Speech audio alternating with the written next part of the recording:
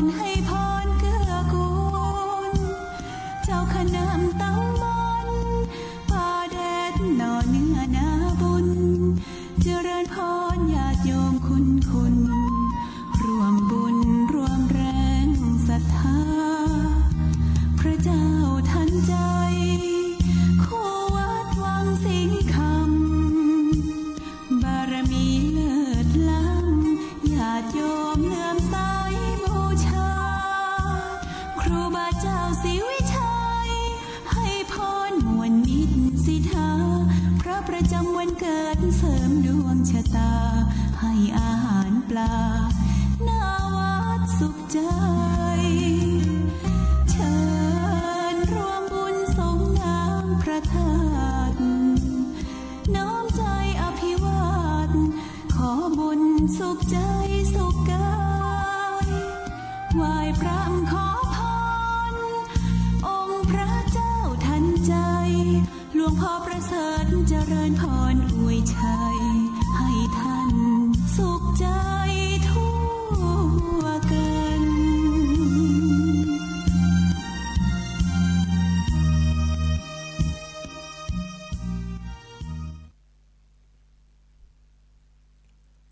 ขอ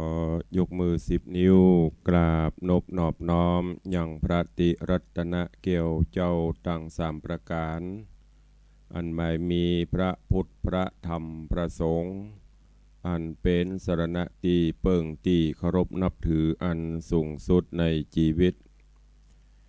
กราบคารวะแทบไตรไวสาปุญญาปารมีธรรมพระเดชพระคุณหลวงปู่พระพรหมมงคลที่ปรึกษาเจ้าคณะภาค7เจ้าอาวาสวัดพระธาตุเจ้าสรีศรีจอมตอง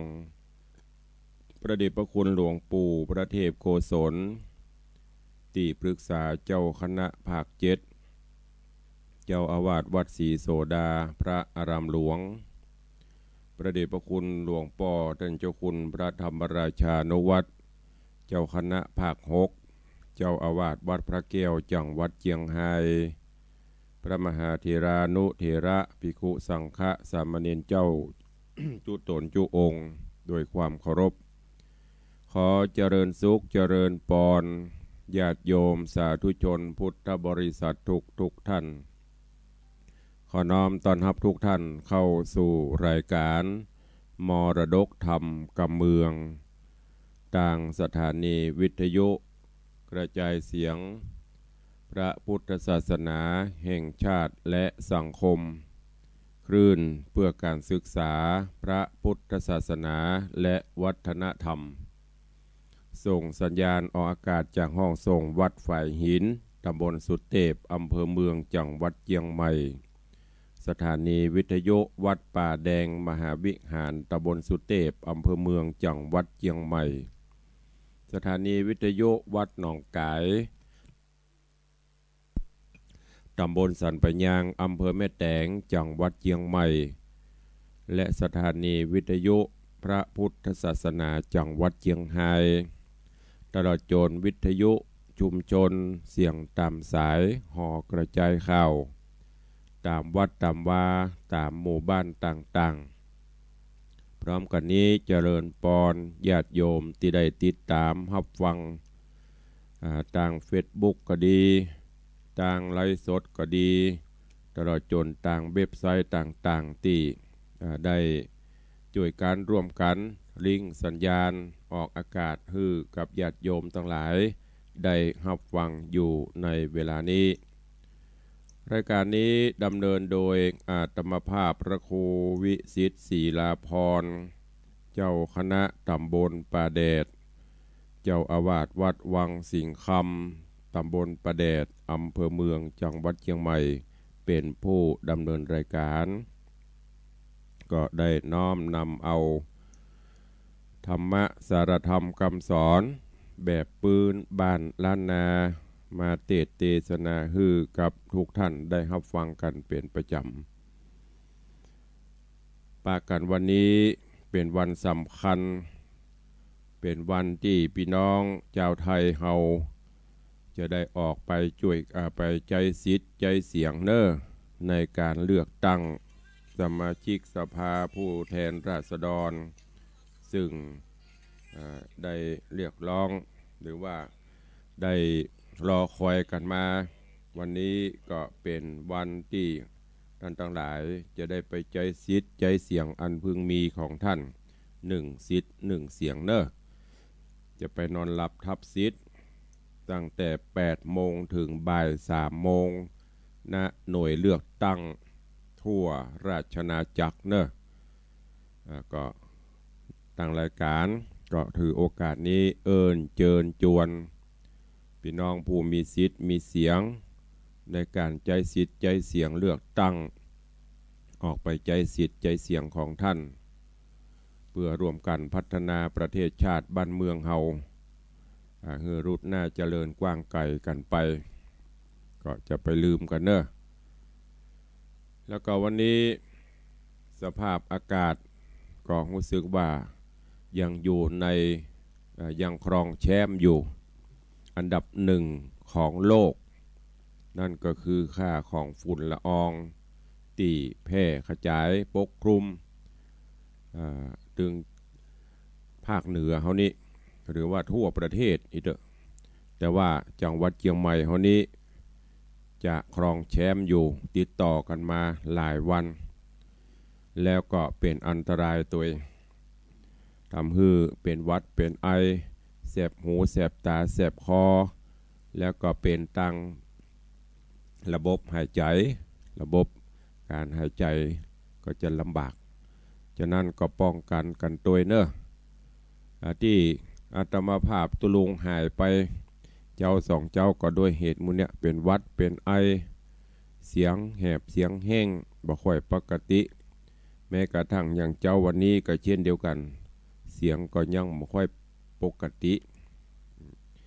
น้ำเตือดเตดไปอูไปก็จะไอจะจามก็ต้องขอสุมาอภัยตัวยันตวานี่มีญาติโยมโทรมาถามตำบลก็บ่ได้แจ้งคือทางสถานีเปิ้นตัวเองแต่อาจารย์แม่คายก็รอก็ปรากฏว่าได้แจ้งคือเปิ้นลืมไปตัวเองก็ต้องขอประทานอภัยตัวเนอะกับท่านผู้อำนวยการแต่วันนี้ก็มาจัดเหมือนเดิมเสียงก็ยังบะเป่งบะป้อยเตื้อก็อดฟังกันไปพายังบรรลุกได้แล้วเนอะลุกกันได้แล้ว6 โมง 14 นาทีแล้วตื่นกันได้ลุกกันได้แล้วเพื่อวันนี้อย่างที่ได้บอกไปเป็นวันสำคัญของทุกท่าน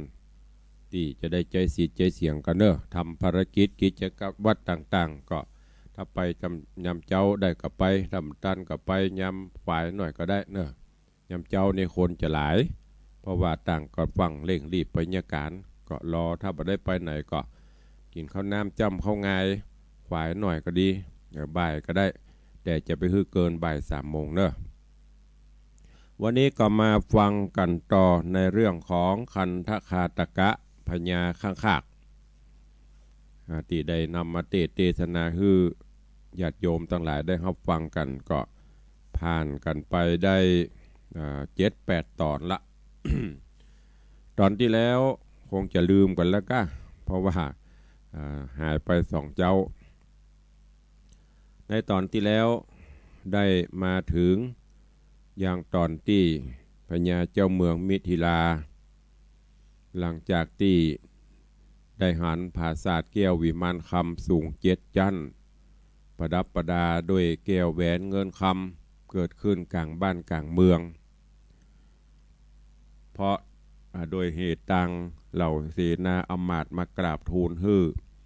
ทีแรกก็บ่เชื่อเตื้อก็เลยเสด็จไปพ่อไปกอยตึงมเหสีข้าแล้วก็อมาตย์ผู้ใหญ่คือไปหูไปหันกับตาพอไปหันก็โอ้ตกสป่าตกตะลึงประกอบกับโพธิสัตว์เจ้าคันธคาตกะพญาข้างขากและก็มเหสีใหม่หรือว่าเมียใหม่ที่องค์อมรินทร์พระอินทร์เจ้าฟ้าได้นำมาคือเป็นกู้เป็นกิมก็คืออุดรขูซึ่งการหันคันธคาตกะ ในตัวตอนก่อนพอเหมือนข้างขากแข่งขายาวฟุ้ยแต่มาหันตอนนี้โอ้ผิวพรรณวรรณะดูดด่างทองคนละเรื่องคนละคนไปเลยตกสะปังแล้วก็ยิ่งได้หันลูกมากราบมาเล่าอู้ให้ฟังซ้ำตกใจสยบเป็นลมไปเสนาอำมาตย์ข้าทาสเจ้าบริพารก็ปากันมาพยุงช่วยกันบีบนวดเอายุกเอายาอย่างฮึกตาฮึกกินจนปิกฟื้นขึ้นมาโพธิสัตว์เจ้าพญาข้างขากก็เล่าเรื่องราวต่างๆให้ฟังต่างพญาเจ้าเมืองมิถิลาก็ปลื้มปีติยินดีดีอกดีใจที่โอ้ลูกได้ปนกำปนมานปนบ่วงอย่างละได้มาเป็นคนเต็มลมบุญแบบผิวพรรณวรรณะเปล่งปลั่งสดใสอันนี้ถ้ามองแหมอันหนึ่งญาติโยมทั้งหลายโดยเฉพาะในยุคปัจจุบันนี้เราลองสังเกตถ้าลูกเต้าประพฤติตนปฏิบัติตนบดีหรือว่านอกลู่นอกทางเหลือกำสั่งคำสอนของพ่อของแม่เหลือกำสั่งคำสอนครูบาอาจารย์เป็นละอ่อนเกเรบ่สนใจการห่ำการเฮียนบ่สนใจการบ้านการจองบ่เสาะบ่าหากินพ่อแม่ก็ทุกข์ใจลำบากใจเป็นกำคืดกำอ่านเหมือนเดียวกันเนี่ยอย่างที่พญาเจ้าเมืองมิถิลาเนี่ยที่เป็นข้างขากนี่ถ้าเปรียบปัจจุบันก็คือถ้าลูกบางงามบดีอย่างเนี้ยพ่อแม่ทุกข์ใจแต่ในตอนนี้โพธิสัตว์เจ้าถอดคาบถอดอย่างเอาหมดนั่นก็เหมือนอย่างว่าเฮาผู้เป็นลูกกลับตนกลับตัวกลับใจจากที่เป็นลูกสัมมาเลเทเมาเอวดีบ่สนใจการห่ำการเฮียนบ่เสาะว่าหากินบ่ช่วยการช่วยงานเป็นขี้เหล้าขี้ยาไปและปิ้นตะลิ่นมาเป็นคนดีเลิกหมดจริงเหล่านั้นตั้งอกตั้งใจตั้งหน้าตั้งตาช่วยพ่อช่วยแม่ประพฤติปฏิบัติตนปฏิบัติตัวเป็นลูกที่ดีเชื่อฟังคำสั่งคำสอนพ่อแม่อันเนี้ยพ่อแม่จะดีอกดีใจบางครั้งโอ้กึดจนน้ำตาไหลเหมือนเดียวกันเพราะฉะนั้นก็เป็นข้อคิดธรรมะแห่งอันหนึ่งระหว่างที่ลูกเต้าประพฤติตนประพฤติตัวบดีพ่อแม่ก็ทุกข์ใจเหมือนอย่างพญาเจ้าเมืองมิถิลาลูกเกิดออกมาเป็นพญาข้างขากทุกข์ใจเหมือนกันแต่จะได้กับลูกละบ่ได้ขว้างบ่ได้แต่ตอนนี้ลูกได้ถอดคาบต่างๆสลัดคาบบดีนั้นออกไปหมดละก็ดีอกดีใจสั่งเสนาอำมาตย์ข้าทาสเจ้าบริพารมาเฉลิมฉลองในบ้านในเมืองไผมักไผชอบไผกินไผชอบเต้นรำอันใดก็ตามอัธยาศัยและตอนที่แล้วมาถึงตัดที่นี่วันนี้ก็เชิญญาติโยมทั้งหลายเนอะได้ฟังทำต่อในเรื่องของคันธคาตกะพญาข้างขากในตอนที่เก้า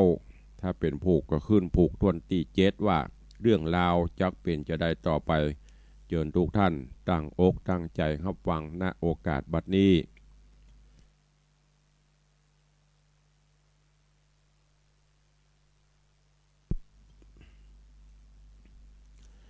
นะโมตัสสะภะคะวะโตอะระหะโตสัมมาสัมพุทธัสสะปุณติวะเส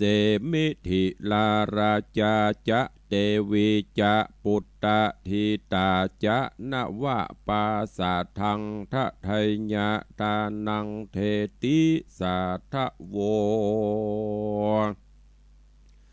ดูราสะปุริสะตั้งลายตั้งยิ่งใจใหญ่หน่อยใจไฟหอยกุศลอันจักนำตนไปรอดเวียงเกี่ยวยอดเนรปา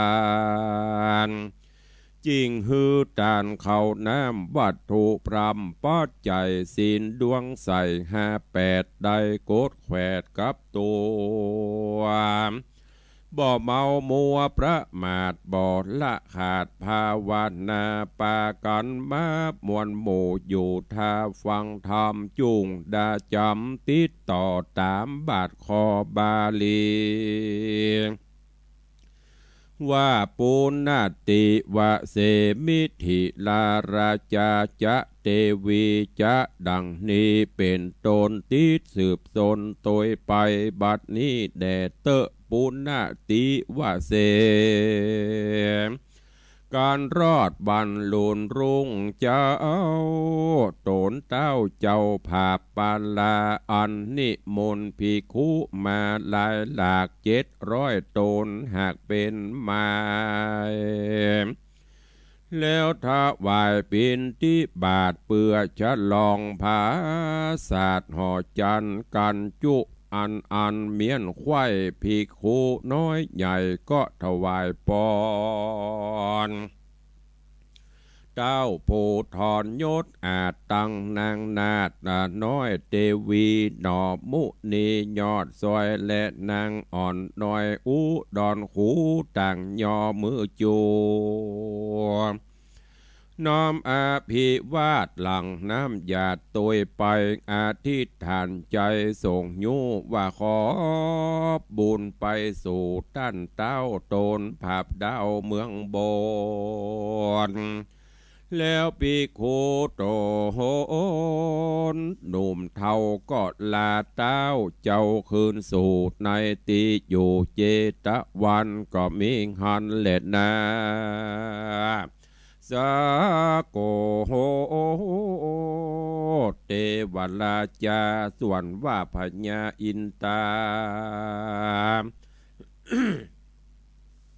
เจ้าฟ้ากันเจ้าหนอดลาทะรงธรรมได้อยู่ห่อคำภาษาอันงามอาจเลือดลายก็คัดนิ่งหมาย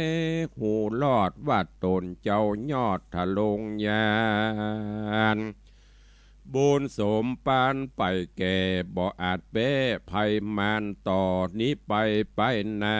มานภัยกรากาลีจักราวีภาพสู่ฮืดลำบากอยู่เรือลายกันบ่หมายช่วยไว้เจ้าโลกไตโลกาจักนินตาว่าเก่าว่าตนท่านเต้าเมืองโบนหูว่าตนหน่อพระเจ้ากำอันเก่าปางอ่อนจักมารอนตอบใส่เฮือได้ตกให้เครื่องเคียงตนผู้มีเต้าไทยสั่งบ่ช่วยไว้สันใดเต้าสหัสในเกิดแล้วก็กำเกี่ยวตีเตจากคงเขตเมืองโบนสู่เมืองโคนโลกลาแล้วกลับเปตนาตันตาเป็นคนจะลาเท่าแก่ปานดำแผ่เต็มตัวผมยังหัวก็งอกเขี้ยวฟันออกบุ่มเว้าถือไม้เต้าเตียวมามีถุงปลาอยู่ข้างคืนผาศาสตร์กวางห่อคามเอาถ้าโนตำตอดนาเจ้าหนอดลาถ้าโรงยานแล้วย่อมือสานก้มเกลาไว้หนอพระเจ้ามุนีไขว่าตีกล่าวถอยว่าคาแด่เจ้ายอดซอยบุญนาลุงนี่นาอยู่ไกลเต้ามีใจโจมจื้นที่เจ้าคำหมื่นน้อยนาดได้อยู่ภาษาใสสีเอาถ้าหนูดีติบเตดเป็นของวิเศษเอามาปั่นประโยชน์มันนานแล้วมีมากเต้าเหลือลาย คือการขาดนิ่งหมายใครใดหรือมักไฟอันใดจงเอาถัดนูใส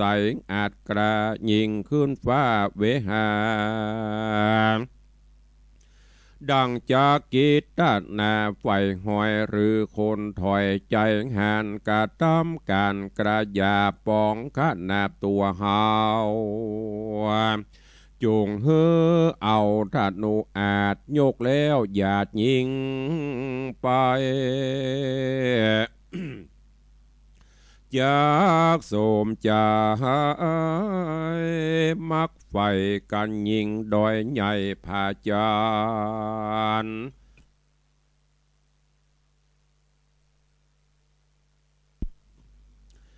ต่างโด่งตันปากกวางย่อมแตกมังคะใจ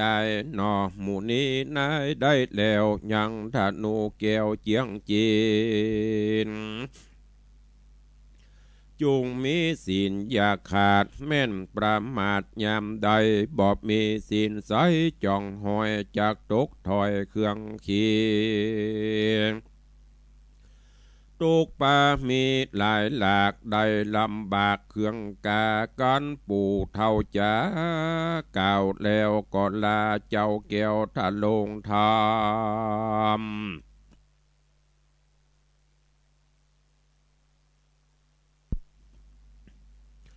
ลงหอคำบ่จาสะย่องขึ้นฟ้าไปบนในตีอยู่เมืองสวรรค์ก็มีหันแลนาส่วนหนอปูดทาหนุ่มเนากันปู่เท่าลาหนีก็ขันนิ่งมีกึดสอดว่าปู่เท่ายอดหนังยานบ่ใจคนสงสารโลกลาบ่ล่างเป็นเจ้าหนอฟ้าอินตาหรือเทวบุตรเทวดากลับเวทเอาธนูวิเศษมาปานเกิดบอดตันแต่เล่าว่าคนหนุ่มเท่าเจ้าเราเอาธนูเบาเด็กเล่นอันยิงโกบเขียดเต้นตามหนองตามปงกองป่าหญ้าก้อนเป็นเจ้าฟ้าเมืองโบน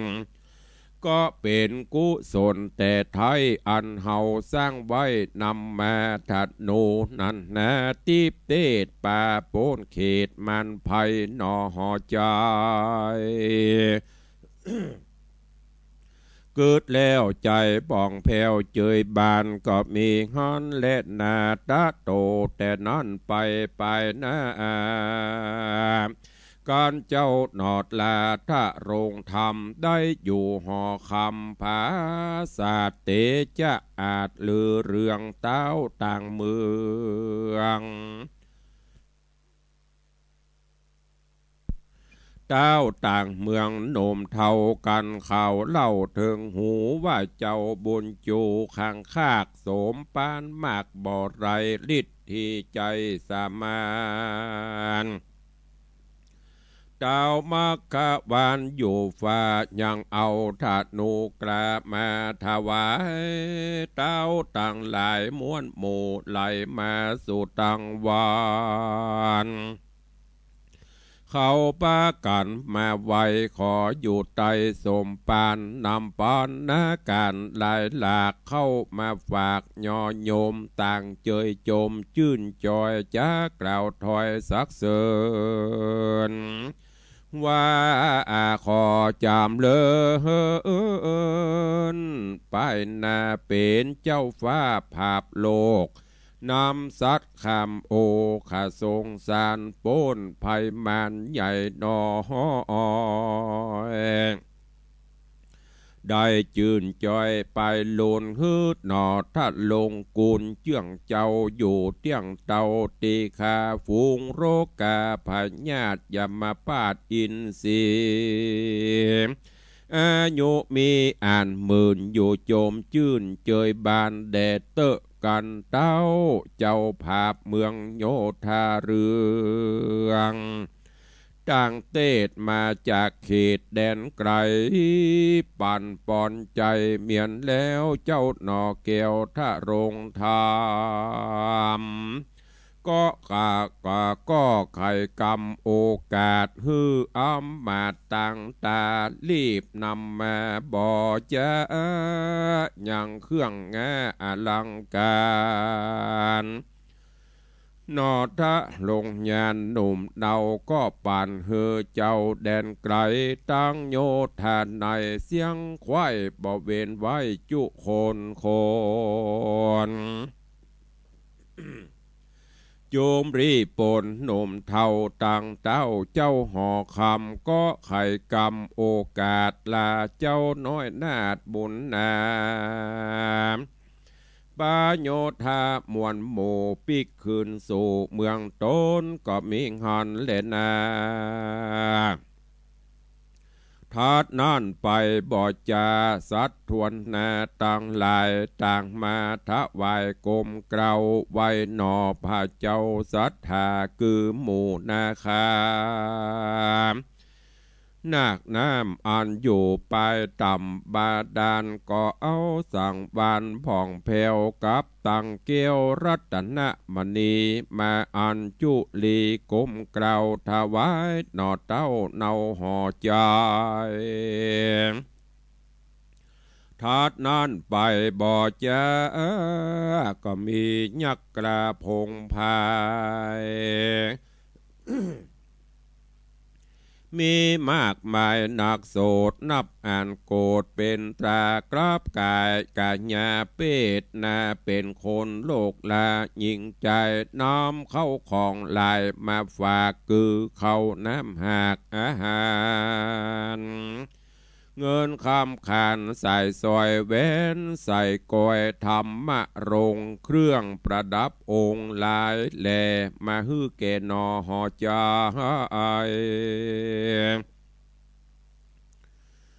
ทัดนั่นไปแถมเล่าก็มียักษ์เท่าโด่งตันคือเวสสุวรรณอาจกระออกจากป่าดงรีเอา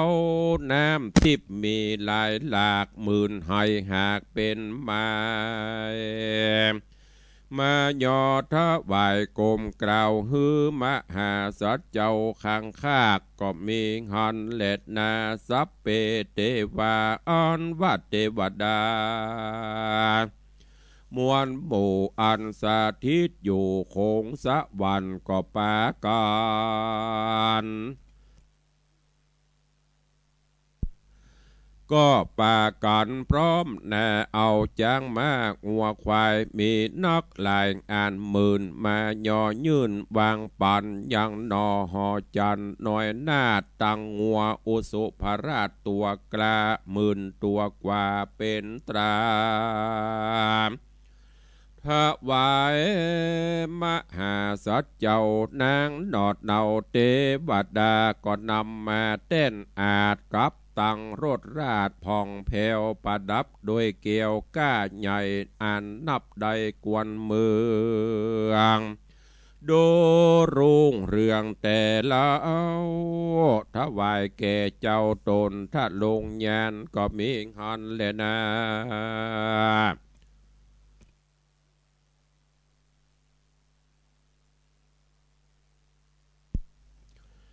ทัดแต่นานไปแถมเราไอส่วนเจ้าตนยศอาจตั้งเต้าราชโลกปาลานำเสวตชัดมาบ่อไรปันตัวใดเป็นมา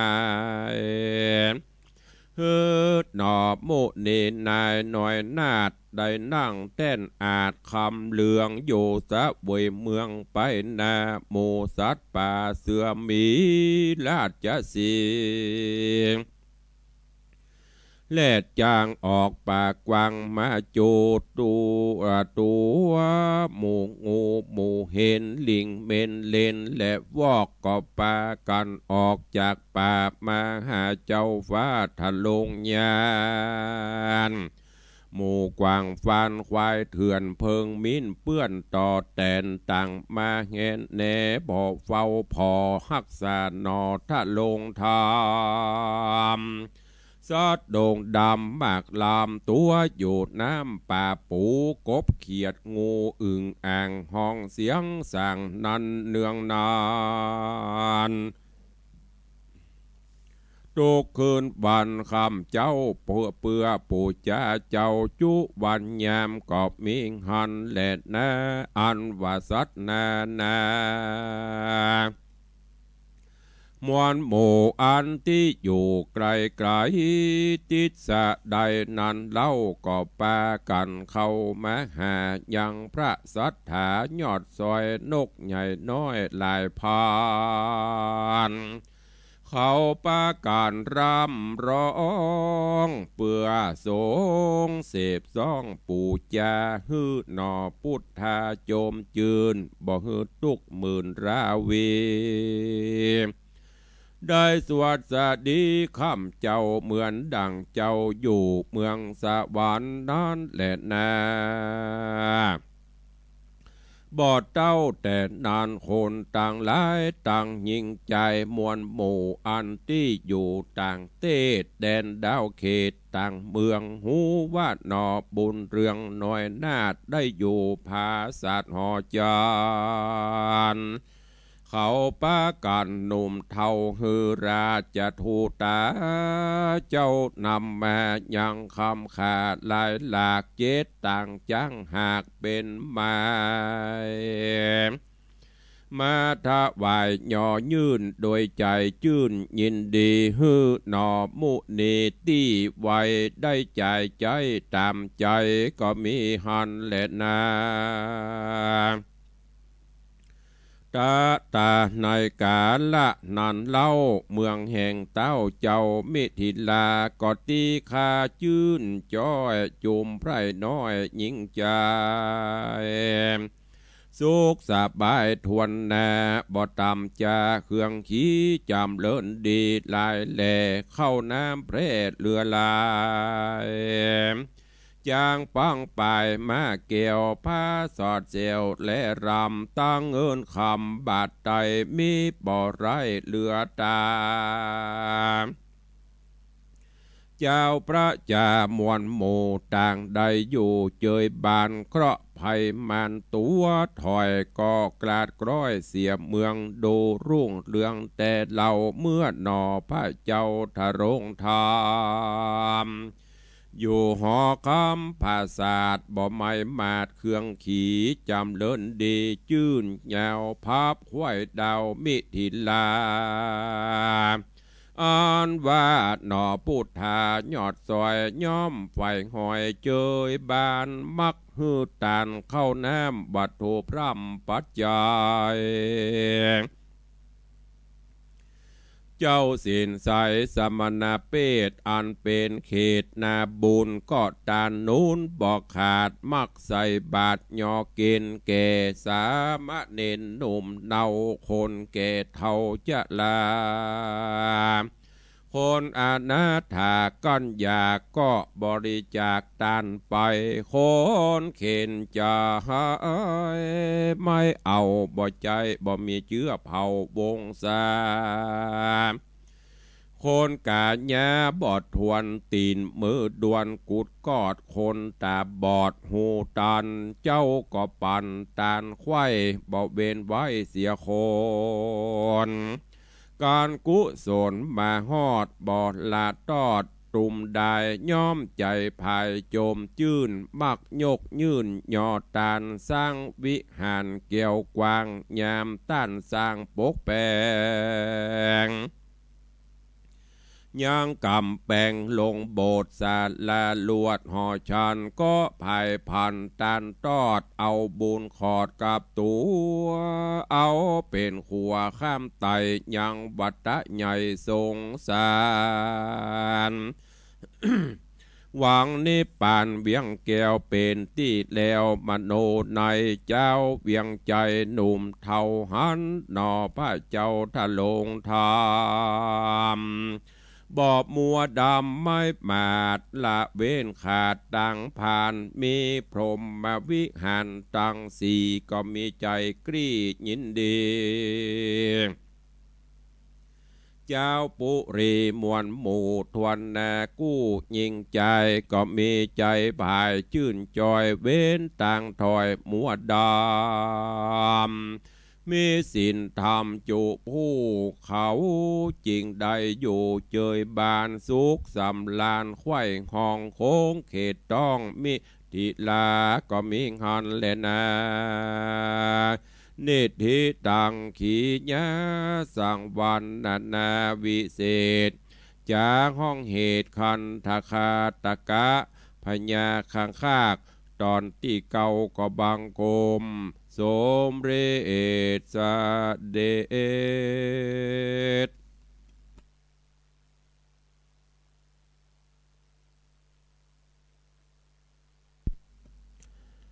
ก็จบกันไปแฮมตอนหนึ่งในเรื่องของคันทคาตกะพญาข้างคากที่ตุลุงได้น้อมนำมาเตศฮือญาติโยมศรัทธาได้สดับรับฟังกันตอนนี้เป็นตอนที่เก้าจบปริปุณนังไปเนื้อหาเรื่องราวในตอนนี้ก็กล่าวถึงหลังจากที่องค์อมรินทร์พระอินทร์เจ้าฟ้าได้มาเนรมิตห่อใจปราสาทแก้ววิมานคำถวายแก่โพธิสัตว์เจ้าคันทคาตกะพญาข้างคากได้อยู่แล้วป่อมาพบมาปะมาหันหูเรื่องหูราวความเป็นมาเปลี่ยนไปก็จัดการเฉลิมฉลองฮื้อเป็นการใหญ่เมื่อในขณะที่เฉลิมฉลองเสร็จสิ้นไปทางองค์อมรินทร์พระอินทร์เจ้าฟ้าก็หันว่าโพธิสัตว์เจ้าไปหน้าไปตาได้เป็นเจ้าบ้านปกครองบ้านปกครองเมืองก็จะต้องผจญอย่างแหมหลายๆอย่างภัยพิบัติต่างๆตลอดจนข้าศึกก็คงจะมาลบรานารวีเพื่อป้องกันองค์อมรินทร์พระอินทร์เจ้าฟ้าก็เลยเอาแก้วติบต่างๆตลอดจนเอาโก่งธนูหรือว่าโก่งเอามายื่นย่อถวายคือกับโพธิสัตว์เจ้าคันทคาตกะโดยแถลงเปตเป็นพร้อมเป็นโคนเท่าตะปายถุงขึ้นมาสู่ยังปราสาทหอคำแล้วก็เอาธนูยื่นถวายแล้วก็กำกับบอกกล่าวด้วยว่าโอ้ธนูนี้เป็นของวิเศษเนอะเอามายื่นมาปั่นฮื้อประโยชน์ของมันมีอย่างพ้องเพิ่นว่าประโยชน์ของมันนี่มีนักมีหลายเนอะคือว่าการมีใจใครได้มักไฟอันใดฮื้อเอาธนูเนี่ยยิงขึ้นฟ้าก็จะได้สมหมายดังจิตเจตนาที่กึดไข่ปืดเขาได้อันใดหรือมีคนคิดการใหญ่คิดปองร้ายมากระทำอันบดีบงามกับเฮาก็ฮื้อเอาธนูเนี่ยยิงขึ้นไปก็จะป้องกันเฮาได้แม้กระทั่งยิงดอยใหญ่ยิงดอยใหญ่พายจันป่าไม้ต่างแตกมันจะมอกระเบิดปรมาณูเนี่ยเนาะธนูแก้วนี่เป็นธนูที่วิเศษแต่ที่สำคัญนั่นก็คือผู้ที่จะใช้ธนูนี้ได้จะต้องเป็นผู้ที่มีศีลมีธรรมประจำจิตประจำใจเนี่ยเปิ้นกำกับนะถ้าบ่มีศีลบ่มีธรรมจิตใจตกต่ำใจบ่ได้สักอย่างบ่มีประโยชน์แปมปอจะเข้าหาตัวเก่าอันเนี้ยญาติโยมทั้งหลายถ้าเขามีศีลนี่มันต้องขัวศีลธรรมนำสุขฮื้อตลอดไม่ใช่ว่าถ้าเปิ้นเอาธนูวิเศษมาฮื้อถ้าไปตกใส่มือคนบ่มีศีลบ่มีธรรมมันก็จะไปยิงไปเลยข้าได้ยังก็จะเนี้ยไปเลยเอาไปยิงเปิ้นไปถล่มทลายเปิ้นไปฆ่าไปลู่จริงเอาอย่างของเปิ้นแต่ถ้าคนตกใส่อยู่คนมีศีลมีธรรมเปิ้นไปเนี้ยถ้าบาดเลือดเข้าตาแต่เปิ้นคงบ่ทำอันนี้ญาติโยมทั้งหลายเป็นสิ่งสำคัญเมื่อได้ถวายธนูถวายโกงทิพธนูทิพแล้วก็เสด็จจากไป ขึ้นสู่สวงสวรรค์จันทร์ฟ้าจากนั้นประเมินบานานก็มีหมู่ข้าทาสเจ้าบริพารต่างๆแม้กระทั่งพญานาคกาอย่างกาเกาะเอาของทิพย์ของวิเศษมายื่นมาปั่นฮื้อยักษ์ต่างๆก็มาเป็นบริบาลเพื่อพร้อมฮื้อมดเอาเข้าของมาถวายนี่คือโดยบุญญาปรมีของโพธิสัตว์เจ้าที่ได้มาปกครองบ้านปกครองเมืองบุญบารมีวาสนาที่ได้กระทำไว้ในอดีตก็ดีในปัจจุบันนี้ก็ตามก็ได้มาสยองตอบเนอะเพราะฉะนั้นญาติโยมเฮาเจ้าข้าทั้งหลายถ้าเฮาเป็นผู้มีจิตใจอบอ้อมอารีมีศีลมีธรรมประจำจิตประจำใจไผก็ใครจ่วยไผก็อินดูตรงกันข้ามถ้าเฮาบ่มีศีลบ่มีธรรมจิตใจมัวดำบ่อบอ้อมอารีเพื่อแผ่อย่างไผเปิ้นกินบ่กินเปิ้นต้านบ่ต้านนี่นะไผก็บ่ใครอวดใครอ้างไผก็บ่ใครช่วยเหลือเฮาลองสังเกตพออย่างปัจจุบันเนี่ยมันถึงยุคที่เปิ้นว่าจิตใจคนตกต่ำความอนุเคราะห์สงเคราะห์ช่วยเหลือซึ่งกันและกันก็บ่ค่อยมีหันแก่ตัวมือไผยาวเฉาได้สาวเอาการบ้านเหนือมีก็ไปช่วยบ้านใต้ก็บ่เอาเมื่อการเฮามีเปิ้นก็เลยบ่ช่วยการภัยการมั่นไปเหียเป็นความหันแก่ตัวไปเหียอันนี้แหละเกิดขึ้นในสังคมเฮาปัจจุบันนี้เหมือนยังปริศนาธรรมแต่ว่าก็เอามาเล่าให้ฟังตอนหนึ่งละในเรื่องของปริศนาธรรมซึ่งเกิดขึ้นในปัจจุบันนี้ที่เปิ้นได้กล่าวไว้ปริศนาธรรมที่เปิ้นว่าไว้ใหญ่ทองแท่งจะไร้ค่าพระปฏิมาเป็นกากปูนกรากเกลื่อนจะเพิ่มพูนพระพิรุณจะโซบเศร้าผ้าเหลืองจะโดนย่ำตะกรวดดำจะเป็นเจ้าดอกตูมโรยแต่เจ้ามาหัวเน่าเพิ่งจะตอมบุปผาจะเป็นหมันคืนและวันจะสั้นเข้านกน้อยจะลืมเย้าโคถึกเท่าจะวางเวงเนี่ยสังคมปัจจุบันนี่มันเป็นอย่างนี้ถ้าเป็นอย่างนี้มันต้องกลัวมันมีไผ่เจ้าอย่างมาถวายเพราะมันอย่างมันเต็มตีถ้าเป็นมาช่วยเหลือไผ่บามีศีลบามีธรรมนี่บ้านเมืองก็จะกาลียุคปริศนาธรรมที่ได้กล่าวไว้ว่าทองแท่งจะไร้ค่าคืออย่างทองแท่งก็หมายถึงพระธรรมคำสอนขององค์พระสัมมาสัมพุทธเจ้าจะมีคนสนใจศึกษาน้อยลงเพราะพอบหันคุณค่าทั้งที่เป็นสิ่งที่มีประโยชน์สูงสุดใจในการดำเนินชีวิตประจำวันได้ใจได้สปะแต่คนบ่ค่อยสนใจละจะหันเป็นของต่ำเป็นของไร้ค่าไปแล้วก็อย่างที่เขาได้ยินไปโตดไปตาศีลธรรมประกับมาโลกอย่างก็ศีลธรรมถึงยุคที่ต่ำตัวศีลธรรมบ่ได้ต่ำญาติโยมพอออกไม่ออกอีป่อยไม่เฮาแต่เฮาเต้าค่าต่างหลายนะเหินห่างจากศีลจากธรรมวัดก็บ่เข้าพระเจ้าก็ไหวเนี่ยเพื่อถึงว่าทองแท่งจะไร้ค่าพระปฏิมาจะเป็นกากปูนพระปฏิมาก็คือองค์สารูปองค์สมเด็จพระสัมมาสัมพุทธเจ้าคนก็เริ่มจะไหวจะสาน้อยลงหรือเกิดเสื่อมศรัทธาในพระพุทธศาสนายิ่งปัจจุบันอย่างเฮาหันนะวันพระวันศีลจะพุทธ90 กว่า%แต่วัดลองไปพอหรอมีพ่อใจอย่า4-5 คนมีแม่ยิงอย่า10 ปลาย20 ปลายเนี่ยอันเนี้ยเป็นสิ่งที่บ่งบอกที่เปิ้นว่าปริศนาธรรมที่มันจะเกิดขึ้นเพราะนั้นก็ฝากไว้กับญาติโยมทั้งหลายเดียวอันต่อไปก็ว่ากันในวันต่อไปเนอะวันนี้ญาติโยมทั้งหลายก็ขออนุโมทนาบุญขอบคุณเนอะกับทุกท่านที่ได้มาร่วมบุญกุศลกับต่างวัดโดยเฉพาะในการร่วมกันร่วมแรงร่วมใจในการที่เขาจะสร้าง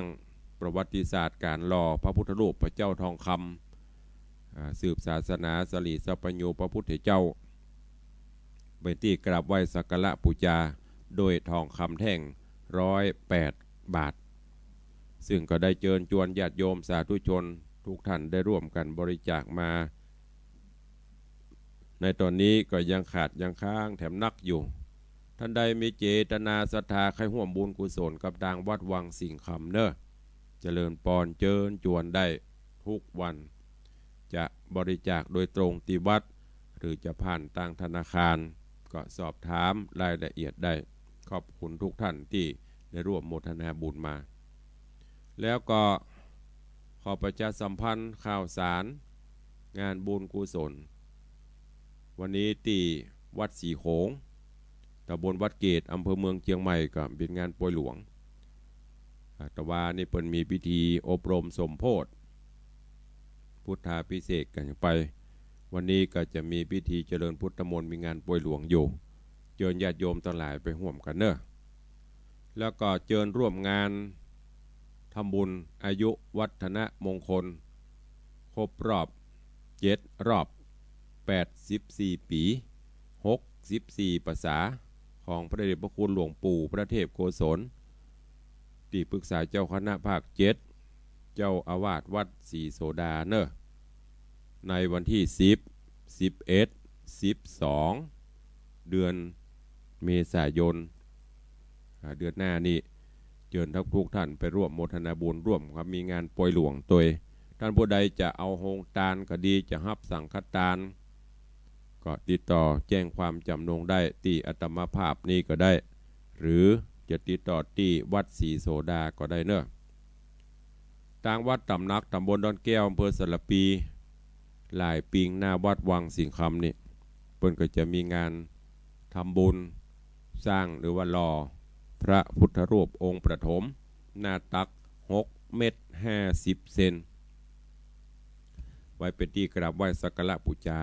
ตอนนี้ส่วนฐานเปิดแปลงไปละแล้วก็จะเริ่มหล่อองค์พระก็ประชาสัมพันธ์เชิญชวนญาติโยมทุกท่านเนอะไปร่วมสร้างบารมีธรรมที่วัดตำนักวันที่4ที่5ที่6เมษายนโดยพร้อมเพียงกันเหลือเวลาแถมประมาณ3 นาที4 นาทีเจ้านี้ใครฟังอยู่ที่ไหนทางใดจะร่วมบุญกุศลตัวก่อร่วมก็ได้บ่ร่วมก็ได้หรือจะสนทนาธรรมรายงานตัวเข้ามาได้เนอะ0817836540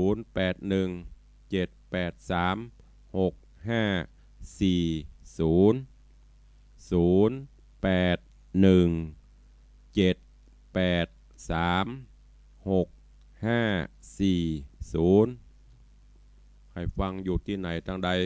รับสัญญาณฟังจากทางเหนือที่สัญญาณวัดหนองกาย3 คลื่นความถี่บอกว่าจะเป็นคลื่น 99.75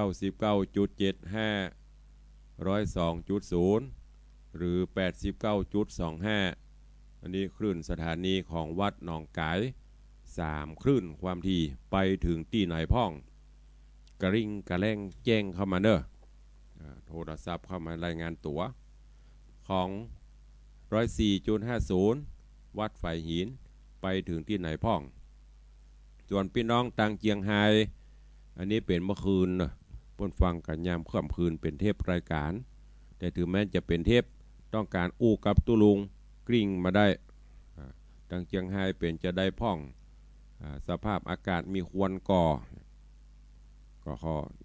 โทรศัพท์เข้ามาอู้มาเอ่ยกันได้บะหมี่เนาะดักปิ้งบินบอยโหบอกว่าบะหมี่กระแรงว่าจะได้จากที่ไหนไปเลือกตั้งกับเปิ่นกะนึกว่านอนเฝ้าน้ำต้นอีกคะแนนอันมาตัวมาบ่ได้ก็ได้กี่บาทแล้วเดือนเนี่ยรวบรวมได้กี่บาทละปั้นบาทเล่าคำใส่มาตัวเนอเต็มบาทเท่าน่ะเจริญปอนเนอสาธุจากน้ำต้นหลวงสี่แยกเสมิงเจริญปอน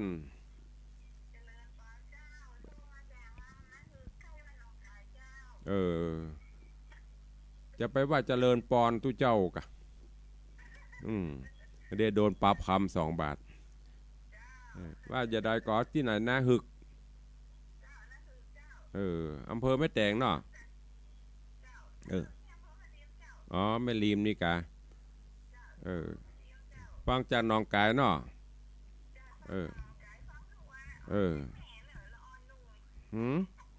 เด็กหญิงอยู่กะเซลเล่นบ่ได้เป็นอย่างเด้อดีละมีโอกาสกับมาเอวได้วังเด้อสาธุเจริญปอเด้อญาติโยมจากบ้านนาฮึกแม่ริมฟังสัญญาณจากวัดหนองกายสัญญาณชัดเจนดีขอขอบคุณเด้อพี่เจ้านี่มีเตบดามารายงานตัว2ตนจากวัดอย่างก็จากน้ำต้นหลวงแล้วก็จากนาฮึกได้รายงานตัวเอาแล้วเนาะมี2สถานีก็ดีละดีกว่าไม่มีวันนี้เวลาหมดเวลาขอนำรายการจากญาติโยมศรัทธาไปก่อนเนาะพบปะกันในเจ้าต่อไปถ้าไม่เป็นหวัดถ้าหายไปก็แสดงว่าอาการมันบ่ค่อยดีเสียงบ่ค่อยเป่งก็หายโดยปริยายจะแจ้งไปทางสถานีเนอะอยู่ดีมีสุขเหมือนกันจุตนจุองจุผู้จุคนจำเดียวกับไปฟังรายการธรรมะเพื่อประชาชนทางสถานีวิทยุวัดฝ่ายหินนอกนั้นก็กลับเข้าสู่รายการปกติของแต่ละสถานีเนอะอยู่ดีมีสุขเหมือนกันอย่าไปลืมเนอะไปใจสิทธิ์ใจเสียงในวันนี้เป็นวันของท่านที่จะช่วยกันพัฒนาประเทศชาติบ้านเมืองวันนี้เป็นวันเลือกตั้งสมาชิกสภาผู้แทนราษฎรขอเชิญชวนทุกท่านไปใจสิทธิ์ใจเสียงของท่าน8 โมงเช้าถึงบ่าย 3 โมงณหน่วยเลือกตั้งไกลบ้านทันเนอร์จัตตาโรธรรมาวัตันติอายุวันโนสุขังภะลัง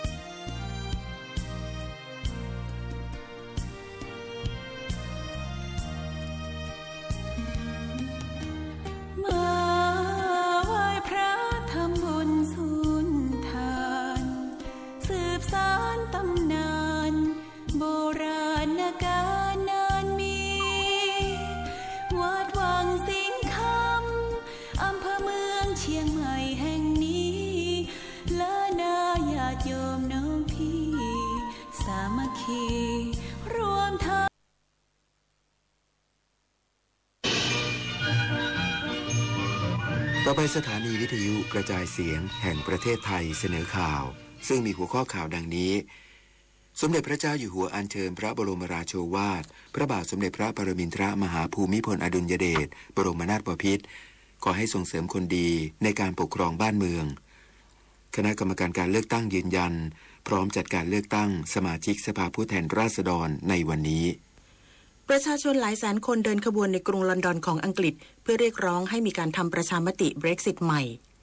อติวิทย์ เจนวัฒนานนท์จบวันที่3อยู่อันดับ3ร่วมของกอล์ฟทัวร์ผสมยูโรเปียนทัวร์และเอเชียนทัวร์รายการเมย์แบงค์แชมเปี้ยนชิพที่กรุงกัวลาลัมเปอร์ประเทศมาเลเซีย